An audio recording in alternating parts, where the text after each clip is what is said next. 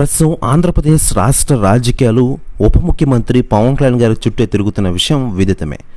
అమరావతిలో అడుగుపెట్టిన ఉప ముఖ్యమంత్రి పవన్ కళ్యాణ్కి రాజధాని ప్రాంత రైతుల నుంచి ఘనస్వాగతం లభించింది. సీడ్ యాక్సిస్ రోడ్డు వద్దకు వాహన శ్రేణి చేరుకోగానే భారీ గజమాలతో పవన్ను సత్కరించారు. వెంకటపాలెం నుంచి మందండం వరకు దారి పొడవునా పూల చల్లుతూ నీరాజనాలు పలికారు. రాజధాని రైతులు, ప్రజలు, అభిమానులకు అభివాదం చేస్తూ జనసేనని ముందుకు సాగారు.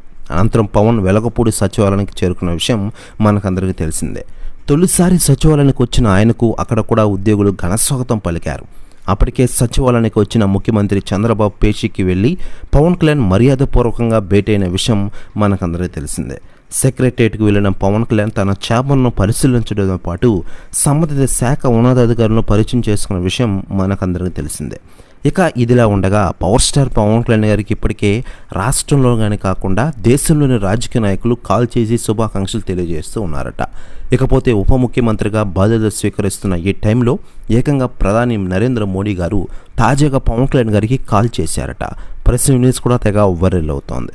మరోవైపు బుధవారం ఉదయం 10 గంటల తర్వాత ఆయన బాధ్యతలు స్వీకరిస్తారు.